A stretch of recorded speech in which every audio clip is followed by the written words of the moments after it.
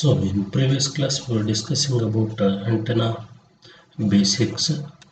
In that antenna basics we have discussed about in previous class structure, introduction, objectives, basic antenna parameters. In basic antenna parameters we have discussed about what is half hour beamwidth, what is field pattern, what is radiation pattern, how they are going to measure, what is plane or planes, patterns, what is beam solid angle, what is beam area, what is the total power, all the things we have discussed in previous class. Now continuing with the basic parameters of antenna, now I shall continue radian and steradian. So radian is a plane angle with its vertex a center of a circle of radius r and is subtended by an arc whose length is equal to r. So circumference of the circle is 2 pi r. Therefore total angle of the circle is 2 pi radians. Okay, what is radian? Radian and steradian, if you want to explain, radian is a plane angle with its vertex the vertex as the center of a circle of radius r and is subtended by an arc whose length is equal to r. Circumference of the circle is 2 pi r, therefore total angle of the circle is 2 pi radians.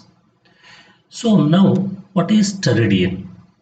Steradian is a solid angle with its vertex at the center of a sphere of radius r, whereas radian is a angle, radian is the plane angle with vertex as a center of a circle of radius r, which is subtended by an arc whose length equal to radius r.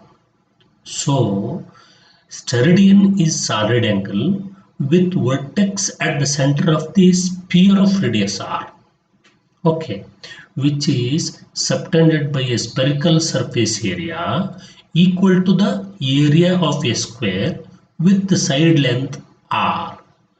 Area of the sphere is 4 pi r square. Therefore the total solid angle of the sphere is 4 pi steradians.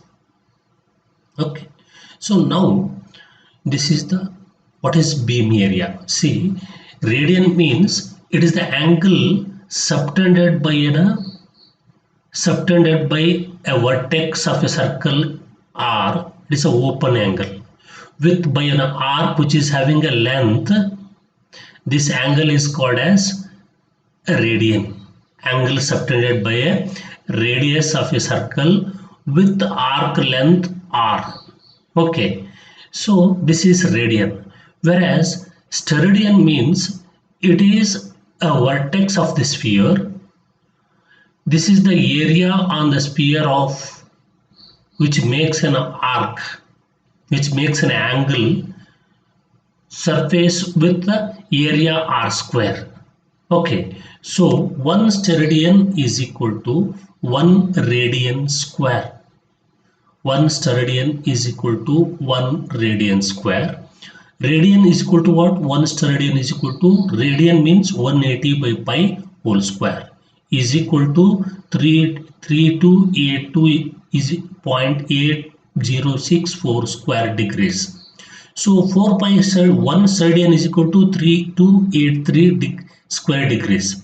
4 pi steradian is equal to, you have to multiply that amount above amount into 4 pi. So 4 pi steradian is equal to 41,253 square degrees.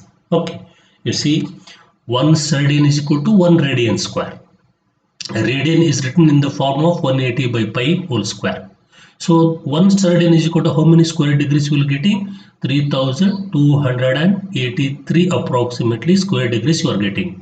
So we need 4 pi steradian is equal to this 3283 multiplied by 4 pi. You will be getting 1 square radian is equal to, in terms of degree, Square degrees 41,253 square degrees you are getting.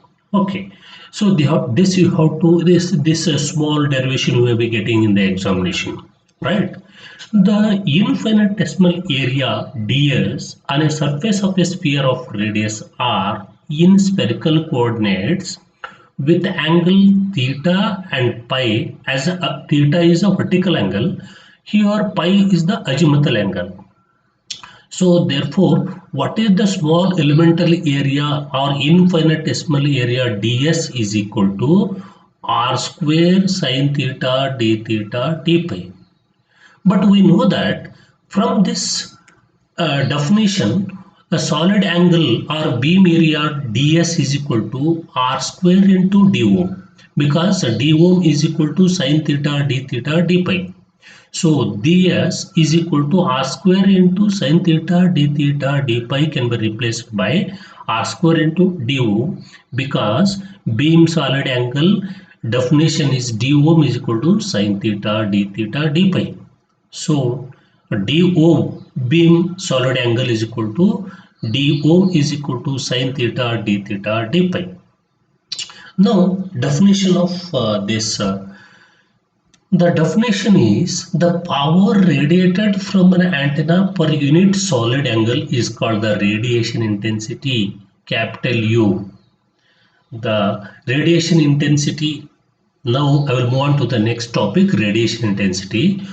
How do you define this radiation intensity? Means the power radiated from an antenna per unit solid angle is called that radiation intensity U. Its unit is watts per steradian, because it is a power radiated with respect to one solid angle. Okay, solid angle or beam angle can be unit is, it is a degree square or square degrees or steradians.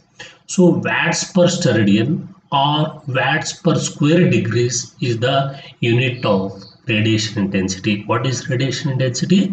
The power radiated from an antenna per unit solid angle is called the radiation intensity. It can be represented by capital U and measured in terms of watts per steradian or watts per square degrees. So now Pointing vector or power density is dependent on distance from the antenna, while radiation intensity is independent of the distance from the antenna. While in the transmission of antenna, pointing vector means power per unit area or power density is independent on distance from the antenna, while radiation intensity is independent of the distance from the antenna. The normalized power pattern can also be expressed as the ratio of radiation intensity as a function of angle to its maximum value. The normalized power pattern can also be expressed as the ratio of radiation intensity to the as a function of angle to the maximum value. So beam efficiency or normalized power Pn of theta comma pi is equal to S of theta comma pi divided by its maximum value is S of theta comma pi maximum. The total beam area OMA consisting of the main beam area ohm capital M plus minor lobe area ohm small m. The total beam area OMA or beam solid angle OMA consisting of main lobe area ohm suffix capital M plus minor lobe area ohm suffix small m. So beam area ohm A is equal to, it's the sum of ohm m plus ohm m. So the ratio of main beam area to the total beam area is called as beam efficiency epsilon capital M. The ratio of main beam area to the total beam area is called the beam efficiency. Okay. Now, so epsilon m is equal to 4 ohm m by ohm A. The ratio of minor lobe area to the total beam area is called as stray factor epsilon m. Stray factor epsilon m. Epsilon m is equal to ohm small m divided by ohm capital A. Now, I will move on to the next term with respect to antenna is directivity and gain. So, from the field point of view, the most important quantitative information in the antenna is directivity. The most important quantitative information on the antenna is directivity. Directivity is a measure of the concentration of radiated power in a particular direction. What do you mean by directivity of an antenna? It is measure of concentration of radiated power in a particular direction from the antenna. It is defined as the ratio of radiation intensity in a given direction from the antenna to the radiation intensity averaged over all directions. How do you define directivity of an antenna? Directivity of antenna is defined as the ratio of radiation intensity in a given direction from the antenna to the radiation intensity averaged over all directions. The average radiation intensity is equal to the total radiated power divided by the 4 pi. The total average radiation intensity is equal to the total radiated power divided by 4 pi. If the direction is not specified, the direction of maximum radiation is employed. You have to consider a direction of maximum radiation is you have to consider. Mathematically, the directivity can be written as D is equal to U of theta comma pi maximum divided by U of theta comma pi average. But directivity is dimensionless quantity. Okay, D is equal to U divided by theta comma pi maximum. U means what? It is the radiation intensity in which direction it is maximum divided by the average radiation intensity. So therefore, the directivity is a dimensionless quantity. The maximum directivity is always greater than or equal to 1. The maximum directivity always greater than or equal to 1. Now, how do you relate with the directivity at beam area or ohm A? So here, average power P of theta comma pi average is equal to 1 divided by 4 pi double integral of 0 to 2 pi and 0 to 2 pi P of theta comma pi sin theta d theta d pi. So that is equal to 1 divided by 4 pi double integral from pi is equal to 0 to 2 pi theta is equal to 0 to pi of P of theta comma pi do. So d is equal to what? D is equal to this is power maximum P of theta comma pi maximum whole divided by this maximum average power. This average power D is equal to 4 pi divided by omega you are getting. So directivity is the ratio of total solid angle of the sphere. 4 pi means what? It is a total solid angle of the sphere to beam solid angle omega. Directivity is the ratio of total solid angle of a sphere, because 4 pi is the total solid angle of a sphere, to the beam solid angle omega. For antennas with rotationally symmetric lobes, For antennas, rotationally symmetric lobes, the directivity D can be approximated as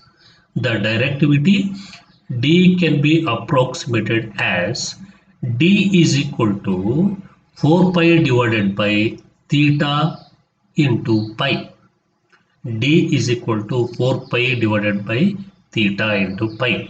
So therefore, if your antenna is a isotropic antenna, what is the directivity of isotropic antenna? Isotropic antenna which will radiate the power equally in all the directions. So for that, what will be the directivity? So therefore, in isotropic antenna, directivity equal to unity. For an isotropic antenna, beam solid angle OMA is equal to 4 pi. Beam solid angle OMA is equal to 4 pi. So therefore, directivity of isotropic antenna equal to unity. Directivity indicates how well as an antenna radiates in particular direction in compared with an isotropic antenna radiating same amount of power, smaller the beam area, larger the directivity. Directivity, what it indicates, how is your antenna radiates in a particular direction, that power which is radiated by the isotropic antenna radiated by an antenna is compared with the isotropic antenna. Same amount of power radiated by the isotropic antenna. So same power amount of power, smaller the beam area, larger the directivity. How much lobe is very field pattern is very short, so directivity is more, larger the directivity. Now, what is the gain of antenna? Any physical antenna has losses associated with it. Gain is nothing but if you are having any physical antenna, it has losses associated with it. Depending on the structure, both ohmic and dielectric losses can be present. Usually in physical antenna, they are associated with the losses. So what are these losses? These losses are depending on structure. Both ohmic and dielectric losses can be present. So input power Pin is the sum of radiated power P rad and losses power P loss. So in antenna you are having two losses. In the input power Pin is the sum of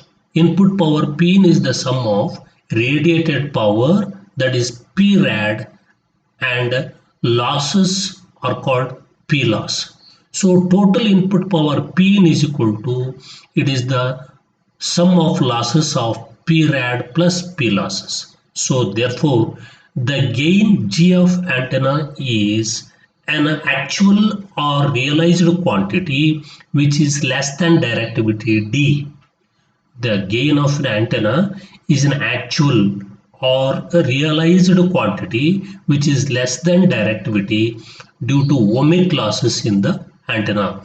Why you are having gain in the antenna? Because of gain of an antenna is actual or realized quantity which is less than directivity D due to ohmic losses in the antenna. So mismatch in feeding the antenna also reduces gain. Mismatch in feeding the antenna also reduces the gain. Therefore, the ratio of gain to directivity is the antenna efficiency factor K. The ratio of gain to directivity is the antenna efficiency factor small k, which is dimensionless. So therefore G is equal to capital K into capital D, where K is antenna efficiency factor, D is directivity of antenna, G is gain of the antenna. Here K will be ranges from 0 to 1. K value will ranges from antenna efficiency factor. K will be ranges from 0 to 1. In practice, the total input power to an antenna can be obtained easily. Usually, the total input power to the antenna can be obtained easily. But that radiated power by an antenna is actually hard to get. But very easily, it is not very easily calculated. The total radiated by an antenna is actually hard to get. The gain of the antenna is introduced to solve this problem. What is the main purpose of the gain? Input of the antenna can be calculated, input power of the antenna can be calculated easily, but it is very difficult to calculate the radiated from the antenna. So at that moment, the gain of an antenna is introduced to solve this problem. So this is defined as the ratio of radiation intensity in a given direction from the antenna to the total input power accepted by the antenna divided by 4 pi. How it is divided? How it is defined? This is defined as the ratio of the radiation intensity in a given direction from the antenna to the total input power accepted by the antenna, that is divided by 4 pi. So if the direction is not specified, the direction of maximum radiation is used. So mathematically, gain is dimensionless. It can be written as G is equal to 4 pi U divided by input power P. G is equal to 4 pi U divided by total input power P in. Now, how do you relate directivity and gain? Directivity and gain of an antenna represent the ability to focus its beam in a particular direction. Directivity and gain of an antenna represent the ability to focus its beam in a particular direction. Directivity is a parameter dependent only on the shape of the radiation pattern. Directivity is a parameter of an antenna. It is dependent only on the shape of the radiation pattern, while gain takes ohmic and other losses into account. While gain takes ohmic and other losses into account. So now I am going to move to the next topic is effective aperture. What is this effective aperture? You see, what do you mean by aperture now? You see in this figure, this is a power absorbed. This is the horn. It is looking like a horn, right? No? So, depending on the surface of this horn mouth, through this horn mouth or surface area, power is absorbed from the incident wave or from the space. That will be P watts. So effective aperture, if you want to observe from this surface area of the horn, what should be the effective aperture? That is surface area A into meter square. So now we will discuss briefly what is aperture concept. Aperture of an antenna is the area through which the power is radiated, power is received.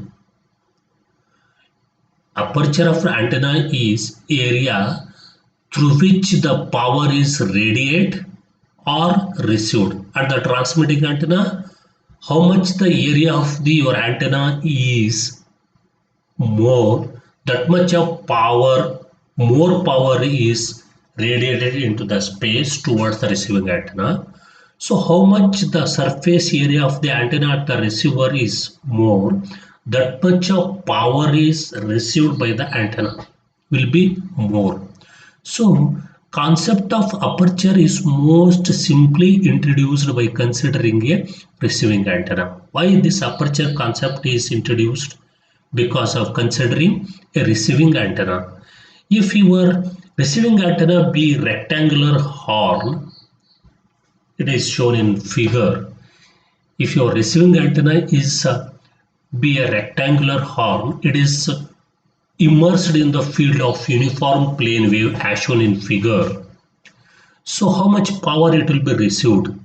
Let the Poynting vector or power density of the plane wave be S watts per square meter. Let the Poynting vector or power density of the plane wave which is received by the receiving antenna will be the S watts per meter square, and let the area or physical aperture will be AP. A is aperture, P is physical. That will be the physical aperture. AP will be in terms of meter square. But the field response of horn is not uniform across the physical aperture because E at side walls must equal to 0. So in above figure, it is a horn antenna. Field response of horn is not uniform across the physical total area of the physical aperture because E at side walls must be equal to 0. Thus, effective aperture AE of the horn is less than physical aperture. Thus, effective aperture AE of the horn is less than physical aperture. Now, how do you relate aperture efficiency is as follows. Aperture efficiency epsilon AP is equal to effective aperture divided by physical aperture. Aperture efficiency epsilon AP is equal to effective aperture AE divided by physical aperture AP. So the effective antenna aperture is the ratio of the available power at the terminals of the antenna to the power flux density of a plane wave incident upon the antenna. The effective antenna aperture is the ratio of available power at the terminals of the antenna to the power flux density of a plane wave incident upon the antenna, which is matched to the antenna in terms of polarization. These two should be matched to the antenna in terms of the polarization. If no direction is specified, the direction in which power is maximum radiated is used. So, effective aperture AE describes the effectiveness of an antenna in receiving mode. Effective aperture AE describes the effectiveness of an antenna in receiving mode. It is the ratio of power delivered to receiver to incident power density. It is the ratio of effective aperture is the ratio of power delivered to the receiver, how much power delivered to the receiver to the incident power density. So it is the area that captures the energy from the passing electromagnetic wave. Is an antenna with large aperture AE has more gain than one with smaller AE aperture, since it captures more energy from a passing radio wave and can radiate more in the direction while transmitting. That means what? Effective area is it that captures energy from the electromagnetic waves passing through it. It is an antenna.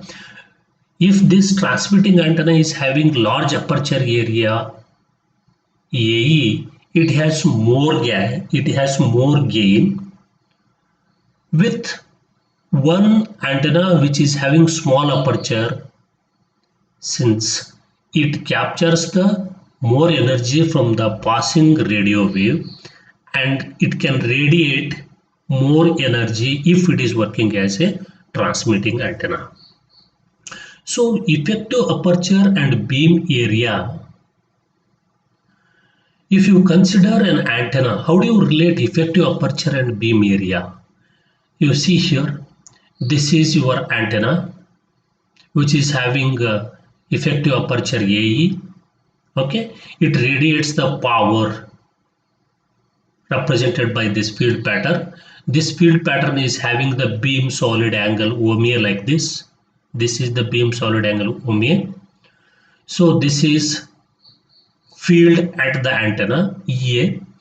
So this is radiated electric field at a distance R from here to here. Okay, where your power is maximum. Now, how do you relate effective aperture and beam solid angle? Our main aim here from this figure is we have to relate effective aperture AE and beam solid angle OMA.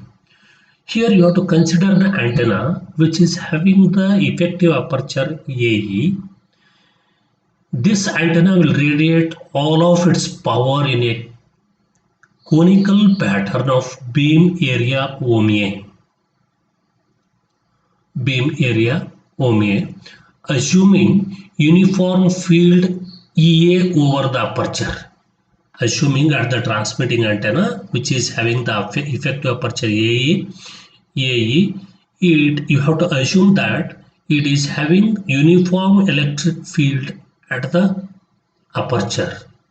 So the power radiated is P is equal to EA square divided by Z naught into AE, where Z naught is intrinsic impedance, EA is uniform electric field at the aperture, AE is the effective aperture.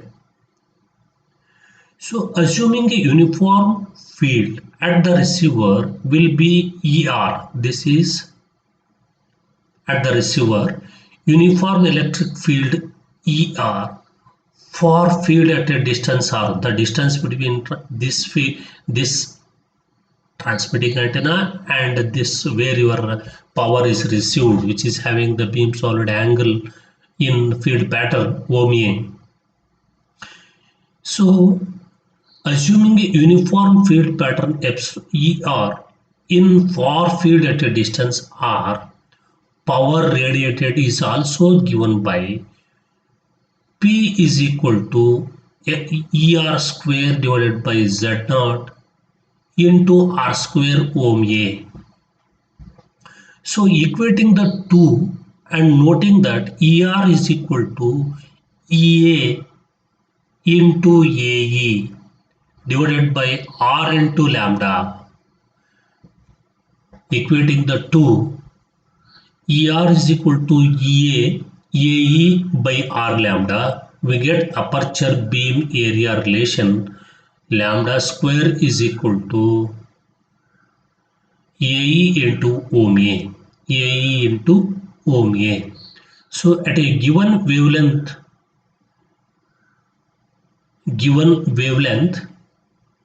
if effective aperture is known, beam area can be determined or vice versa. So lambda square is equal to effective aperture into beam solid angle ohm A. From this equation, we have to conclude that if you know the wavelength, if effective aperture is known for a given wavelength, effective aperture is known, beam solid angle ohm A can be determined very easily. Or if you know beam solid angle or lambda, easily you can find out effective aperture. Okay, so vice versa, two quantities will be known, another one quantity easily find out. Now I will move on to the effective height, very important topic of antenna, because if you want to transmit or receive, or maximum power should be received by the receiving antenna, the transmitting and receiving antenna must be very equal height, must be in equal height. That is called as effective height. The effective height is another parameter related to the aperture. Okay, multiplying this effective height HE, which is in terms of meters, the times the magnitude of the incident electric field E volt per meter, which will gives voltage V induced, right? If you multiply this effective height HE of the antenna with the incident electric field E at the transmitter, which will gives you how much total voltage induced. So thus the total voltage induced V is equal to, it is the product of HE effective height into electric field E, or effective height is equal to induced voltage divided by electric field E. You will be getting in terms of meters. Effective height provides an indication as to how much of the antenna is involved in radiating. Effective height provides an indication how the antenna is involved in radiating, or how it is involved in the receiving. To demonstrate this, you have to consider current distribution in a dipole antenna for different lengths. To demonstrate, you are having the effective height and induced voltage and electric field E. Okay, so to involve how much inward radiating antenna, if you want to understand, you have to use this. Consider the current distribution of a dipole antenna for two different lengths. If the current distribution of the dipole were uniform, its effective height will be 1. Here the current distribution is nearly with average value 2 by pi is equal to 0.64, so that if its effective height is 0.641, it is assumed that antenna is oriented for maximum response. You listen here, effective height will be considered. This is height of the dipole antenna. This current distribution is usually in sinusoidal in nature. This is having the average value 0.64. This is normalized current. So if that is the case, L is equal, dipole antenna means length of the antenna is L is equal to lambda by 2. So when your average current distribution is 0.64, effective height will be 0.641. 64 into L. What is L is equal to lambda by 2. Similarly, if the same dipole is used at longer wavelength, so that it is only 0.1 lambda long, 0.1 lambda long, the current tapers almost linearly from the center feed point. Here, when your length of the antenna is 0 lambda by 2, current distribution is sinusoidal, but average value of the is 0.64. At that moment, your effective height of the antenna is 0.64 L. If same dipole is used for longer wavelength greater than 0. Lambda by 2, so that it is only 0.1 lambda long, here current distribute almost linearly from the central feed point to 0. See, this is 0 feed point, this is 0 feed point. It will be centrally, current tapers almost linearly from the central feed point to here, from here to 0. At the ends in a triangular fashion. Here it was in sinusoidal in nature. The average current is now 0.5 and effective height is 0.5 L. Average current distribution value is 0.5 and effective height is 0.5 L. So for an antenna of radiation resistance RR, for an antenna, the radiation resistance of RR matched to its load, the power delivered to load is P is equal to V square divided by 4RR. The antenna of radiation resistance RR matched to its load, how much power delivered to the load is P is equal to V square divided by 4R, and V is what? Voltage is given by V is equal to effective height into electric field intensity. Therefore, P is equal to, I will substitute this V is equal to HE into E whole square divided by 4RR. So, in terms of effective aperture, the same power is given by P is equal to Pointing vector into effective aperture. Total power P is equal to pointing vector into effective aperture. So that will gives you E square divided by Z naught into AE, because S is equal to E square divided by Z naught. So equating these two, you will be getting, simplifying, you will be getting AE is equal to effective height HE square into Z naught divided by 4RR meter square is the final equation of the, which will show the relationship between effective height and effective aperture. Very simple derivations. Okay, so now I will move on to the bandwidth or frequency of antenna. This is the range of bandwidth or frequency. Bandwidth is the range of frequencies. In this range, the antenna characteristics. What are the antenna characteristics? Input impedance, field pattern. So, conform to certain specifications, antenna characteristics, which should conform to certain requirements. They might be input impedance, radiation pattern, beam width, polarization, side lobe level, gain, beam direction, width, radiation efficiency. So surface bandwidths may be introduced, impedance bandwidth, pattern bandwidth, etc. What is the need for bandwidth? A bandwidth is a range of frequencies in which the antenna characteristics should maintain some certain specifications in that range of frequencies or bandwidth. What are those certain specifications?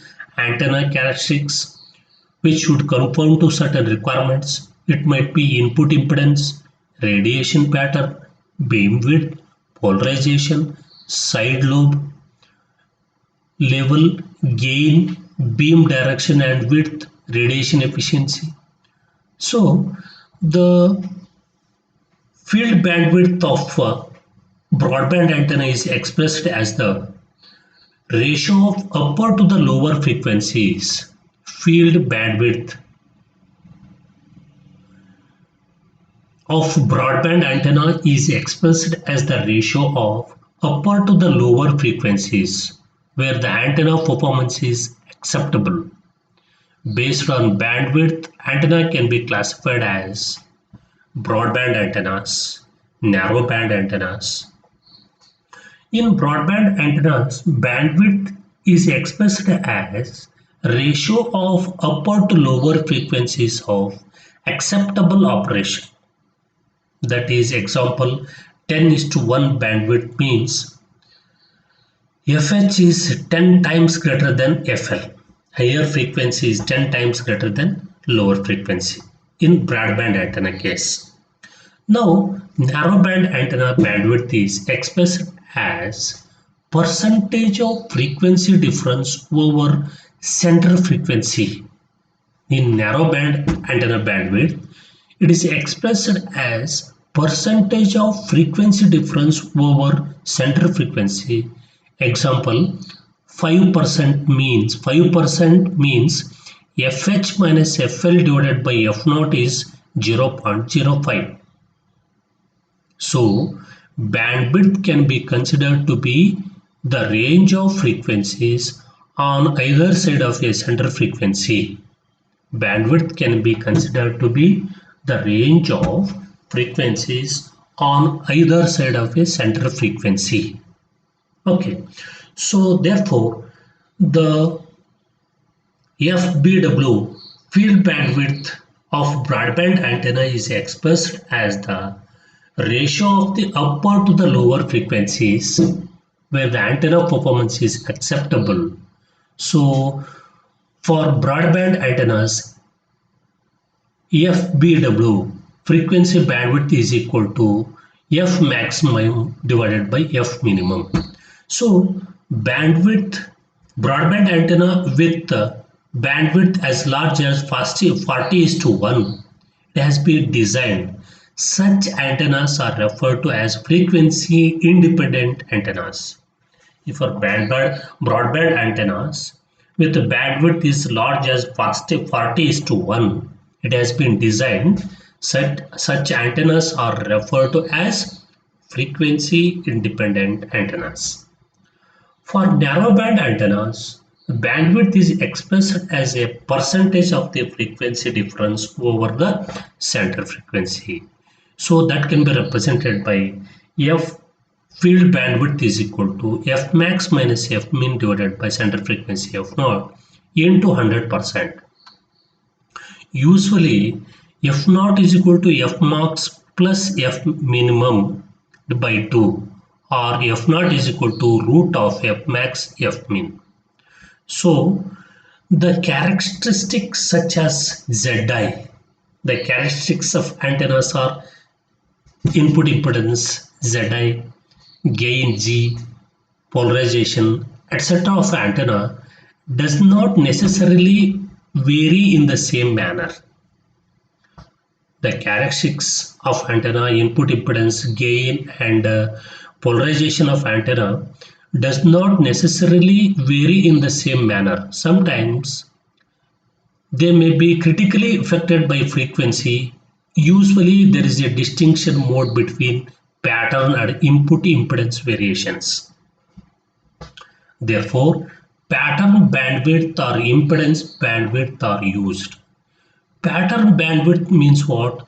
Pattern bandwidth is associated with the characteristics such as gain, side lobe level, polarization, beam area. Pattern bandwidth is associated with the characteristics such as gain, side lobe level, polarization, beam area. Okay. Impedance bandwidth is associated with characteristics such as input impedance, radiation efficiency, intermediate length antenna bandwidth may be limited either by pattern or impedance variations depending on the application.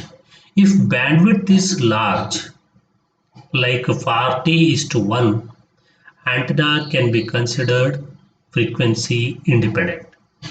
The bandwidth is large compared to like 40 is to 1 or greater, antenna can be considered frequency independent. Now I will move on to radiation efficiency. Now I will move on to radiation efficiency. The total antenna resistance is the sum of 5 components. Total antenna resistance is the including 5 type of components, that is RR, RG, RI, RC and RW, where RR is called as radiation resistance, RG is called as ground resistance, RI is equivalent to insulation loss, RC is resistance of tuning inductance, RW is resistance equivalent of conductor loss. So therefore, radiation efficiency is equal to RR divided by sum of these 5 components of antenna resistance. So it is the ratio of power radiated from the antenna to the total power supplied to the antenna. Radiation efficiency is the ratio of radiation resistance to the total resistance of 5 component total resistance of the antenna. So it can also be redefined as it is the ratio of power radiated from the antenna to the power supplied to the antenna. So